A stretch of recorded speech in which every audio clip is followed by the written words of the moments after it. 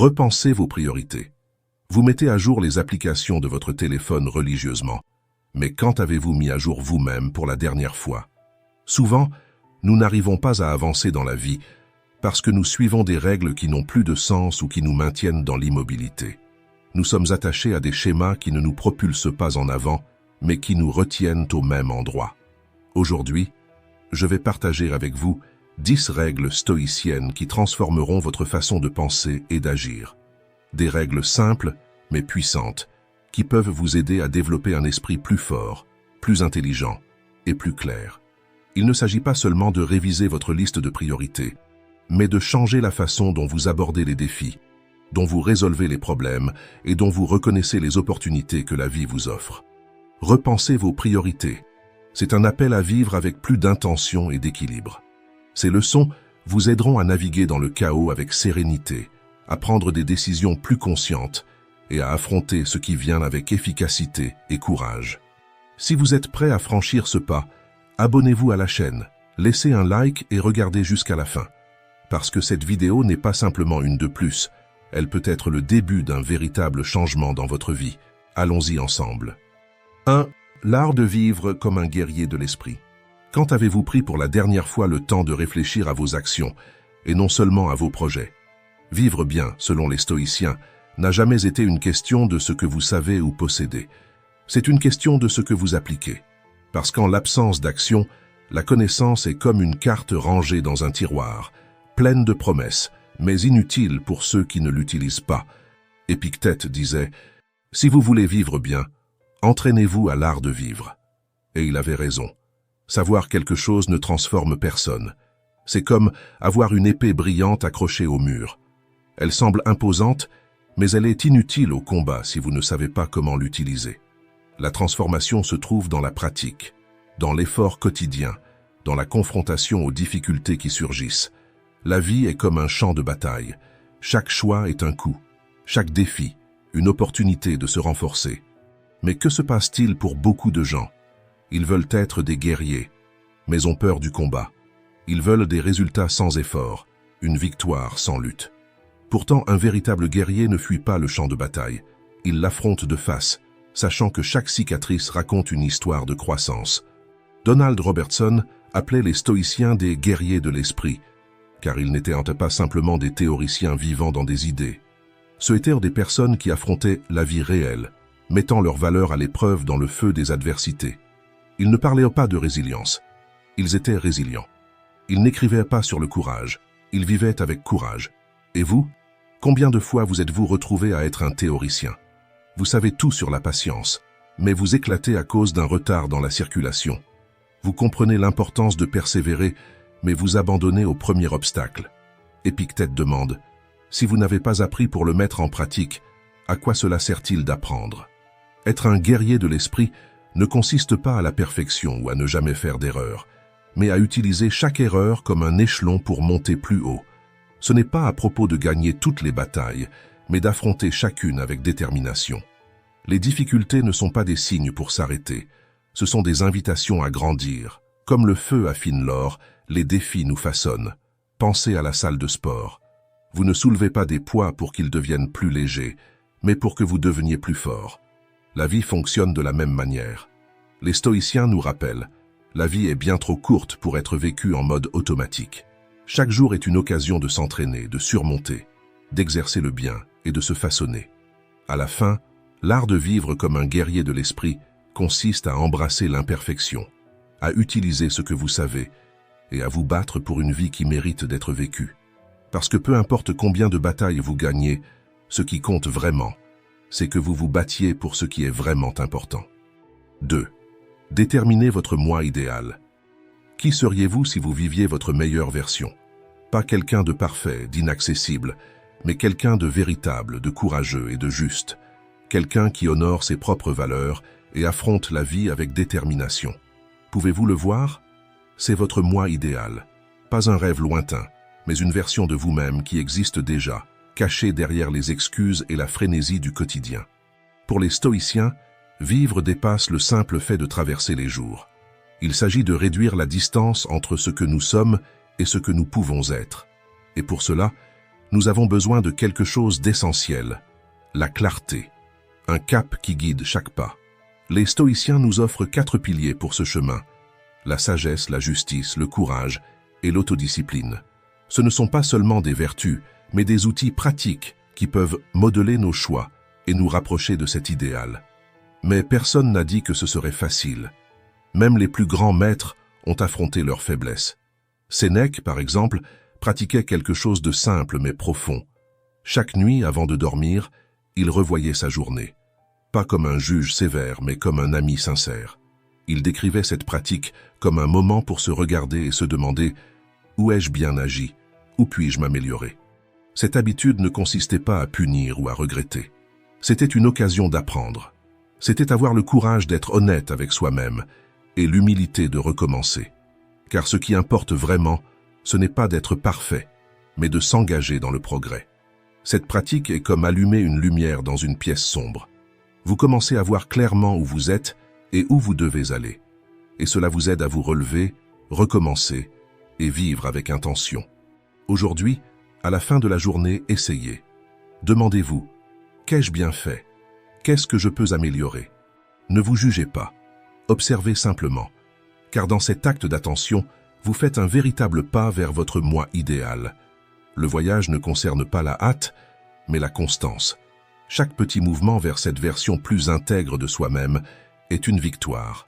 Et au final, c'est cela le stoïcisme, une philosophie qui transforme chaque jour en une occasion de vivre avec plus de but, de courage et d'authenticité. 3. Soyez dans l'instant présent. Vivre véritablement, c'est ressentir la vie qui se déroule au moment où elle se déroule. Ce n'est pas anticiper l'avenir ou regretter le passé, mais être pleinement présent dans le seul moment qui existe réellement, l'instant présent. Pour les stoïciens, cette présence s'appelle prosoché, une attention pleine qui nous invite à vivre avec conscience et but.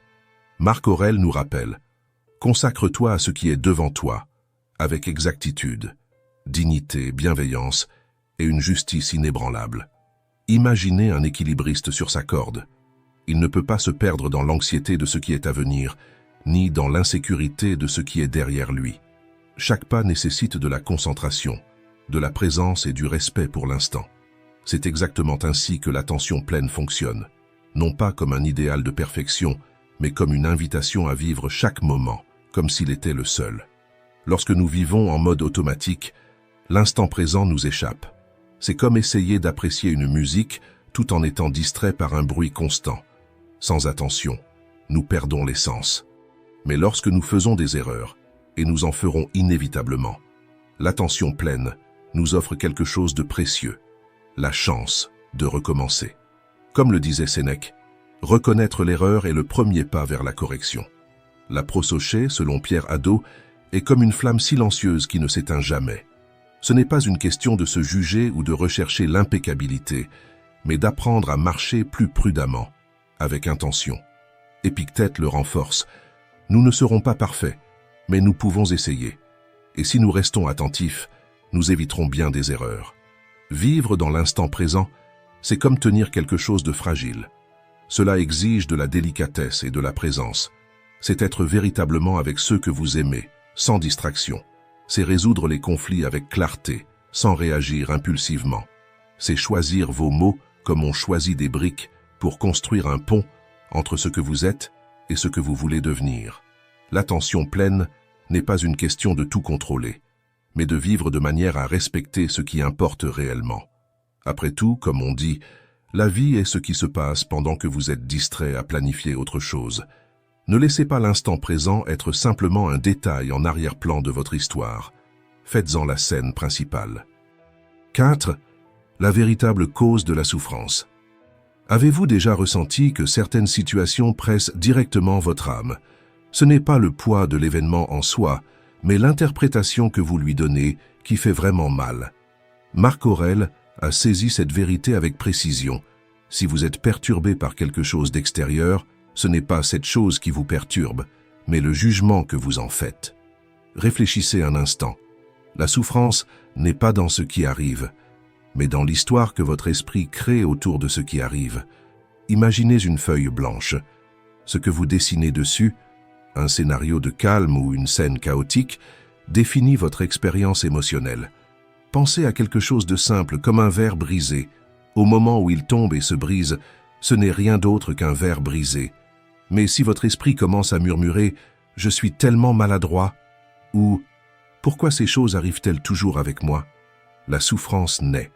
Ce n'est pas le verre qui vous blesse, mais les paroles sévères que vous vous lancez à vous-même.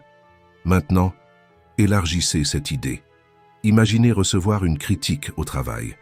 Ce ne sont que des mots, mais ils deviennent lourds lorsque votre esprit se dit « Je suis un échec » ou « Je ne serai jamais assez bon ». Ce n'est pas la critique qui vous affecte, mais le récit que vous construisez à partir de celle-ci. Les stoïciens ont compris quelque chose de profond. La douleur ne vient pas des faits, mais de la lutte contre eux. C'est dans le désir que les choses soient différentes ou dans la tentative de contrôler ce qui échappe à notre portée que nous créons nos propres chaînes. Épictète nous rappelle « Rien n'est bon ou mauvais tant que vous n'avez pas décidé que cela le soit.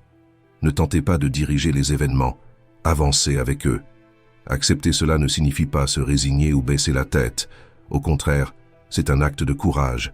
C'est libérer l'énergie que vous gaspillez à lutter contre l'inévitable et la rediriger vers ce qui compte vraiment. Imaginez une rivière. Si vous luttez contre le courant, l'effort est immense et les progrès presque inexistants. Mais si vous acceptez le flux et apprenez à naviguer avec lui, vous découvrirez que vous pouvez avancer avec plus de légèreté. La vie fonctionne de la même manière. Il ne s'agit pas de se demander pourquoi cela m'arrive-t-il, mais plutôt comment puis-je en tirer une leçon. Accepter n'est pas abandonner, c'est se libérer. Lorsque vous cessez de lutter contre ce que vous ne pouvez pas changer, vous créez de l'espace pour agir avec clarté sur ce que vous pouvez réellement transformer. C'est dans cet acte d'acceptation que les blessures se transforment en sagesse et que les défis deviennent des opportunités pour s'épanouir. Rappelez-vous, vous n'êtes pas prisonnier des circonstances. La véritable liberté réside dans le choix de la manière dont vous réagissez à ce qui se passe. Ne laissez pas le monde avoir le pouvoir de perturber votre paix. Regardez les événements avec objectivité, répondez avec sagesse et avancez avec sérénité. La paix intérieure ne vient pas du contrôle de tout ce qui vous entoure, mais de l'équilibre trouvé à l'intérieur de vous. 5. Testez toujours vos impressions. Avez-vous déjà ressenti le poids de ce regret qui surgit comme un coup de poing dans l'estomac après avoir agi sur un coup de tête? Un mot mal choisi, un geste inconsidéré, une réaction exagérée, et immédiatement, votre esprit vous confronte. Pourquoi ai-je fait ça? Cela se produit parce que, bien souvent, nous traitons nos premières impressions comme des vérités absolues. Quelque chose se passe, une phrase, un regard, une situation, et nous réagissons instinctivement. Mais sommes-nous toujours dans le juste? Les stoïciens percevaient ce moment d'une manière différente. Entre ce qui se passe et notre réaction, il existe un petit intervalle. Il peut sembler insignifiant, mais c'est précisément là que réside la liberté de choix. Épictète l'a décrit de manière puissante. Attends un moment, impression. Qui es-tu? De quoi es-tu faite? Laisse-moi t'examiner avant d'agir. Pensez-y comme à un film. La scène la plus tendue apparaît à l'écran. Vous pouvez simplement regarder jusqu'à la fin ou mettre en pause, revoir la scène, chercher de nouveaux angles. Cet intervalle, si petit soit-il, entre le stimulus et la réponse définit si vous réagissez comme un prisonnier de vos émotions ou comme quelqu'un qui agit avec conscience. Imaginez une situation quotidienne. Dans la circulation, quelqu'un vous coupe la route. La colère monte instantanément. Vous voulez klaxonner, crier, réagir. Mais, et si vous preniez du recul? Et si, au lieu de réagir, vous vous demandiez « Est-ce que mon impression est juste ?» Peut-être que la personne est pressée en raison d'une urgence. Peut-être qu'elle n'a même pas remarqué son erreur. Ou peut-être a-t-elle simplement fait une erreur, tout comme vous en avez fait, vous aussi, auparavant. Cette pause transforme le chaos intérieur en clarté. Cela ne signifie pas justifier le comportement des autres, mais se libérer d'une explosion qui ne ferait que vous blesser davantage. Tester vos impressions, c'est comme ajuster la mise au point d'un appareil photo. Au début, tout semble flou, mais avec patience, vous voyez les détails. Cela ne signifie pas ignorer ce que vous ressentez, mais reconnaître que toutes les émotions ne doivent pas être suivies. La véritable force ne réside pas dans l'intensité de la réaction, mais dans la pause qui vous permet de choisir comment agir. Lorsque vous testez vos impressions, vous agissez en accord avec vos valeurs, et non avec l'impulsion du moment. Épictète nous rappelle que ce n'est pas une question de perfection, mais de pratiquer l'art de faire une pause et d'évaluer. Au début, c'est difficile, comme tenir de l'eau dans les mains. Mais avec le temps, vous réalisez que chaque pause est un acte de courage, non de faiblesse. La prochaine fois que la colère, la peur ou l'impulsion tenteront de vous dominer, demandez-vous « Cela mérite-t-il vraiment mon énergie ?» Vous n'êtes pas un prisonnier de vos émotions. Tester vos impressions est un acte de liberté. Comme un capitaine qui garde le gouvernail ferme au milieu de la tempête, vous pouvez choisir où aller sans être emporté par les vagues. 6. Concentrez-vous sur ce que vous contrôlez. Combien de fois vous êtes-vous retrouvé à dépenser de l'énergie sur des choses que vous ne pouvez pas contrôler? Essayez de récupérer une relation qui est déjà terminée, changer l'opinion de quelqu'un qui ne veut pas changer, ou même vous culpabiliser pour quelque chose qui appartient au passé. Ces moments drainent votre énergie, laissent des cicatrices émotionnelles et à la fin, vous mènent à la même vérité inévitable. Certaines choses échappent simplement à votre contrôle.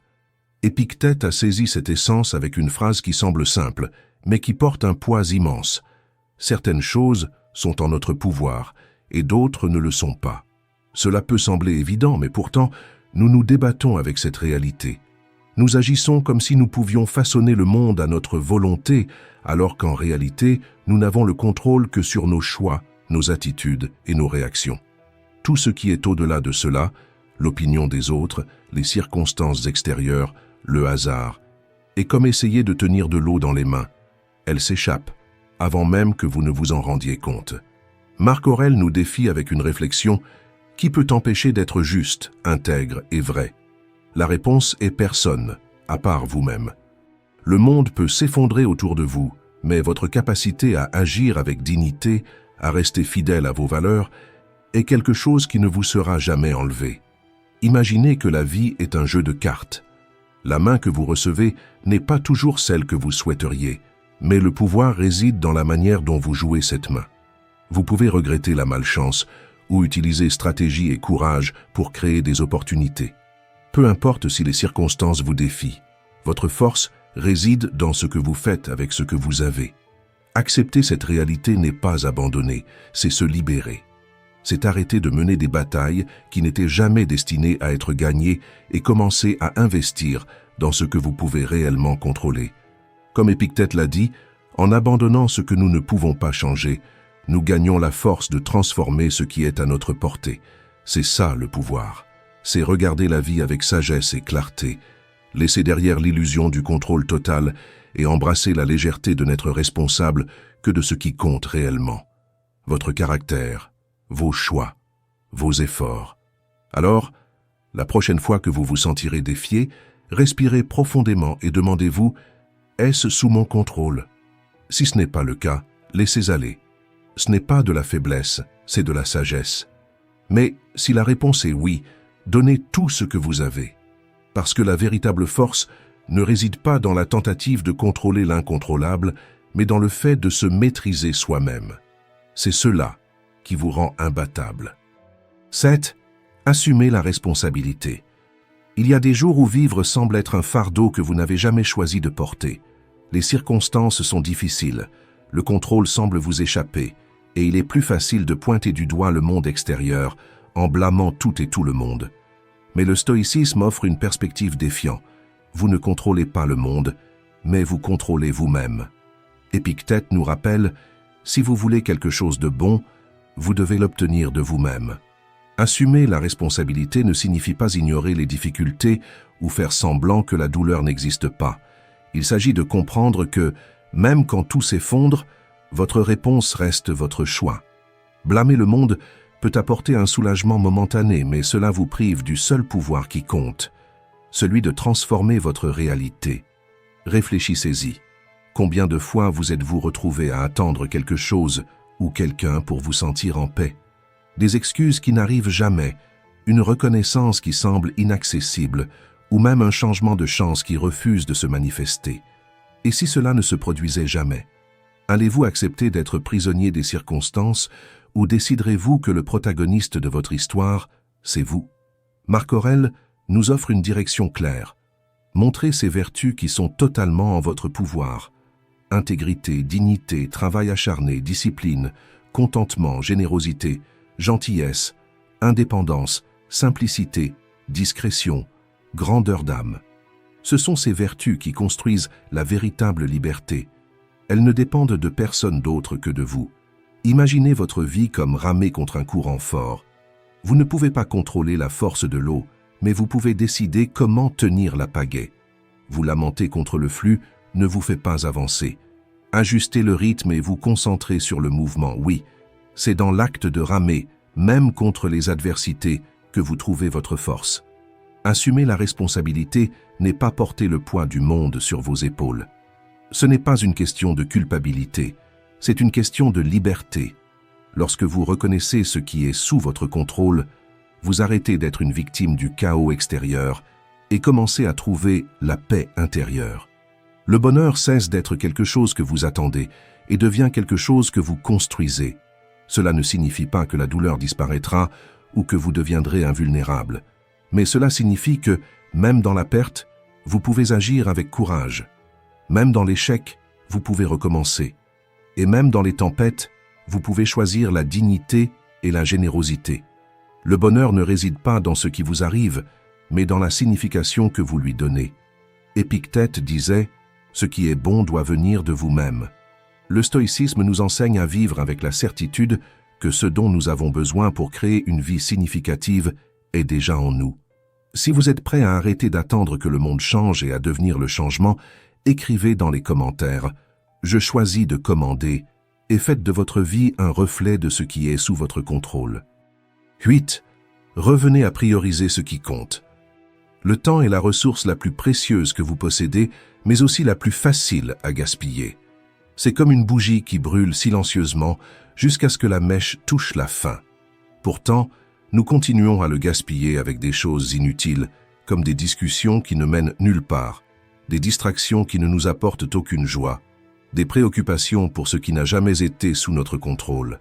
Sénèque disait « Ce n'est pas que nous avons peu de temps, mais que nous en gaspillons beaucoup ». Il avait raison. Réfléchissez à cela. Vous ne donneriez jamais vos économies pour quelque chose sans valeur. Mais qu'en est-il de votre temps? Pourquoi l'offrez-vous si facilement à ce qui ne fait pas grandir votre âme? Combien de fois vous êtes-vous retrouvé physiquement présent, mais émotionnellement distant, perdant des moments que vous ne pourrez jamais récupérer? Chaque seconde que vous passez avec ce qui n'a pas d'importance est un instant que vous volez à ce qui en vaut vraiment la peine. Le sourire de quelqu'un que vous aimez, la réalisation d'un rêve, la tranquillité d'une vie vécue avec intention. Quand avez-vous vraiment été là, dans le moment, sans que votre esprit vagabonde ou vos yeux soient rivés sur un écran? Si vous continuez ainsi, il y aura un jour où vous regarderez en arrière et verrez le vide là où pourraient se trouver les souvenirs les plus précieux. Demandez-vous, qu'est-ce qui compte vraiment? Est-ce que ce sera le temps passé à vous soucier de ce que les autres pensaient, ou les moments où vous avez été vraiment présent, entier, vivant pleinement? Vos enfants se souviendront-ils des nuits passées sur votre téléphone, ou des histoires et des rires partagés ensemble? Le temps n'est pas seulement une horloge qui défile, c'est la somme de ce que vous choisissez d'en faire. Et dans la vie, vos choix racontent des histoires sur qui vous êtes. Il est temps de réécrire ces histoires. Il est temps de dire non à ce qui n'a pas d'importance et oui à ce qui vous fait sentir vivant. Protéger votre temps n'est pas de l'égoïsme, c'est un acte d'amour de soi. C'est dire « je mérite mieux que cela ». Le monde n'a pas besoin de plus de personnes trop occupées pour ressentir la vie. Il a besoin de personnes qui choisissent, jour après jour, ce qui compte vraiment. Faites en sorte que cela compte, parce que le temps, une fois perdu, ne revient jamais, et votre vie est trop précieuse pour être gaspillée. 9. Agissez malgré les émotions. Les émotions sont comme des rivières, parfois calmes, parfois furieuses, toujours en mouvement, prêtes à nous emporter.